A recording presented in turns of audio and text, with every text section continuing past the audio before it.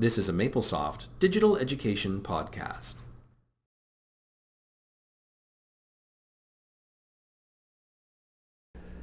One of the questions that I wanted to ask you, and maybe I'll lead to it, that, how do you envision the future? Like, how do you envision what it does an instructor? What is he doing? How is he filling his day 5 years from now or 10 years from now? But maybe coming to that question, if the online course material is wonderful, so I can absorb that wherever I want to absorb it, whether it's the library, my dorm room, on my smartphone. I'm trying to understand, at least the way I interpreted your statement. Okay, now there's a lecture on the same material, and the online material that had embedded questions and graphics, and is a richer environment, than writing on a whiteboard. Why the majority of people would ever want to physically get up, spend the time to walk to a lecture, sit in that lecture? And maybe, just a clarifying question, like, is that what you meant? Like, or did you see that if the online content was so good, you could use that lecture time in like small group discussion? Like, there's other face-to-face options. So I guess two parts to that answer. One is, why would students go to see you at the front of the classroom? Yeah, or the back of you. In part because you can bring insight that they believe they could not acquire by the online material, that you can read their body language and respond in real time to their questions as a human responding, not entering the questions, because of the emotional connectivity between you and them. I think those are all pretty powerful reasons. For our online courses in the Faculty of Mathematics, our 50-minute lectures typically come down online to somewhere between 12 and 20 minutes. And they tend to be much denser. And lots of the classroom management stuff and the writing on the blackboard and the transcription of what's on the blackboard all goes away and saves a lot of time. So if students spend that 15 minutes in advance and do a once-over of the material and come to class, they can be cued, intellectually ready, in a way that they simply aren't if they just show up saying, okay, I got to transcribe this stuff. And so that means I do different things. I just want to make sure I understand. So I just want to unpack. So you're saying that a typically 40, 50-minute lecture, if you take away the writing on the board and whatever, you have about 20 minutes of serious content. That's yes. What you meant? And why, like, what's magic about the 40 or 50 or 20 minutes? Like is that time period, where did that come from?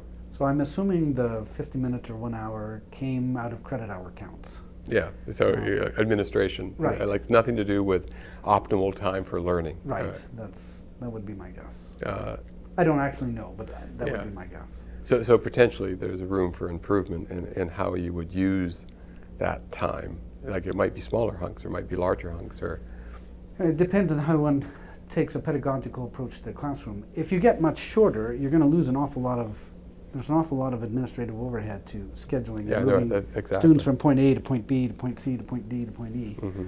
But if I have that same 50 minutes and the students have already seen material and they don't have to transcribe, I can now say, okay, so we're taking a look at a particular proof technique. Here's a theorem. Prove it for me. And give people 5 or 10 minutes to work on it. Then I say, okay, try and convince your neighbor that you've done that correctly. And then randomly select a solution from the class and transcribe it literally onto a blackboard and say, as a class, let's take a look at this particular solution. What do you like about it? What don't you like about it? How can we make it better? Was there a different approach that was missed? Was there something particularly insightful or poorly chosen? What about the quality of writing? Because of the volume of marking, we often don't pay attention to the quality of student exposition. They certainly do that in English. We don't do that so much in STEM. No, if you get the answer at the end of the page, you're normally okay. Right, but the route there says a lot about who we are as learners and what insights we can bring to the problem. And when we're writing for another audience, we're training actuaries, for example, they need to learn how to write, to communicate to professional peers and communicate to a lay audience. And that requires words. That's something we can talk about in a classroom. So let's go back to my broader question then. Predict the future. 5 or 10 years from now, when online techniques are probably at their peak, we'll say. How is an instructor's life different? Like, how would you, and this is just your prediction, how do you see an instructor spending his time? What is he doing?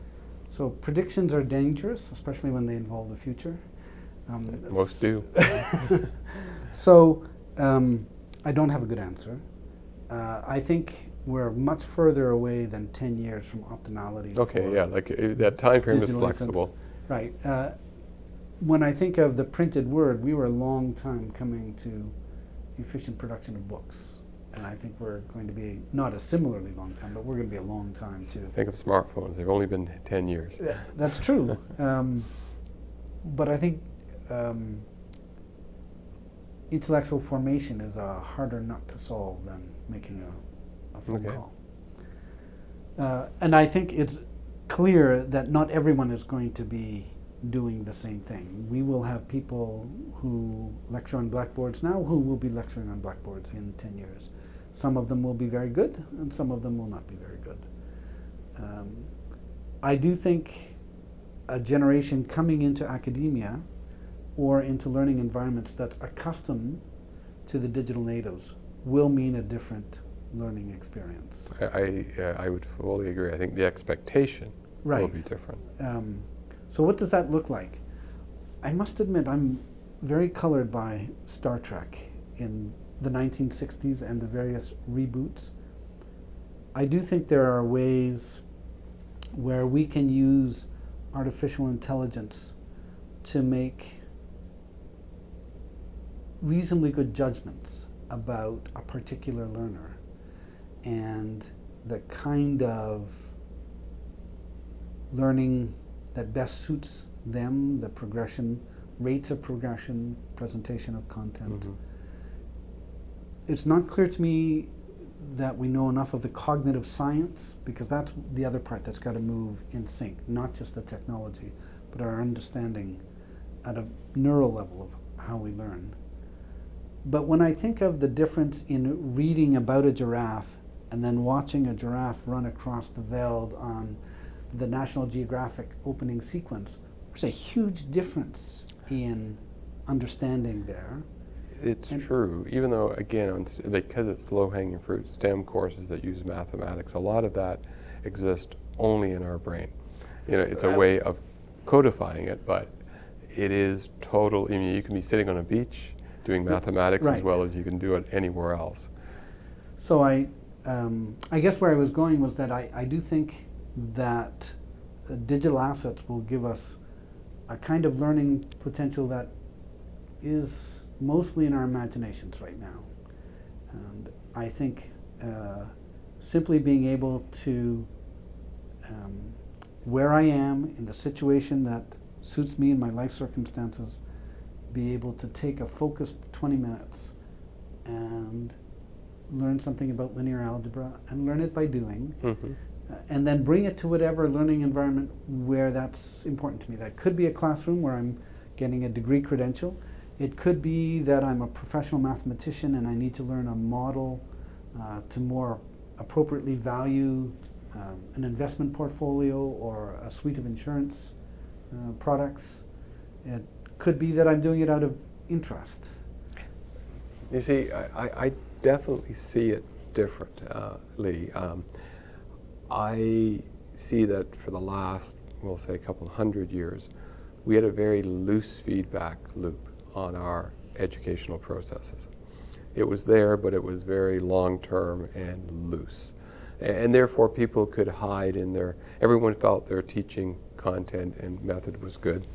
And it was hard to disprove, even hard to compare course A to course B, book A to book B, even school to school.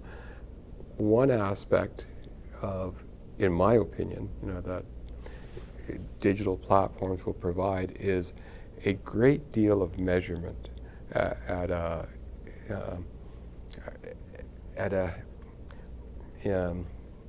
like a judgment rate better than we've ever had before.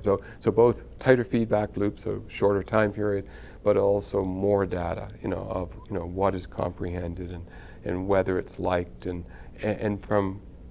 it can be shared very easily. And I do agree that when we introduce AI techniques where different students can have different paths, that's another method of actually improving the educational process, where the whole concept that you could take a different path than I could take, and we both begin in the same first-year classroom. All of these things, I just see 5 to 10 years from now will make education truly better than it has been in the last 100 years, and I see it being data-driven. So I agree that we can make it truly better, but I would put a lot of provisos around that as someone whose life is in the classroom. One of it is simply how fast can we learn and retain? So the fact that an algorithm can deduce that this is the best path for me or presentation of content doesn't mean that I can move at the speed of the algorithm. Mm-hmm. And in fact, I would suggest that most of us can't. We don't actually have the intellectual stamina to stay focused for 8 or 12 hours a day. But in terms of moving educational systems, they're very slow to move. They are inherently conservative. That's why universities exist in large part, is to conserve the knowledge of generations past. So we're dealing with things that are inherently conservative. We're dealing with things that are inherently bureaucratic, that involve thousands, hundreds of thousands, millions of students, and where there are huge vested interests in keeping the system as it is.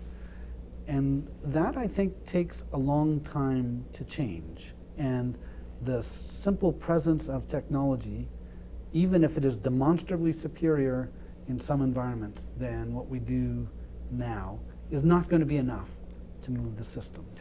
Well, I guess we will just have to disagree. First off, I will give you that the time scale is flexible. So whether it's 5 years or 50 years or 500 years. But technology unto itself, I think, has shown that it can provide change. And I think, internet and smartphones, like lots of ways of demonstrating that it provides a real change. And I guess I'm a believer in data too. That with many examples of machine learning and AI today, they're better solutions because they're based on that amount of data. And I think education's at the very forefront, just the very start of being driven by that. Anyways, I probably have taken up enough of your time. Thank you very much for joining us today. A pleasure. And hopefully we'll talk again soon. Thanks very much.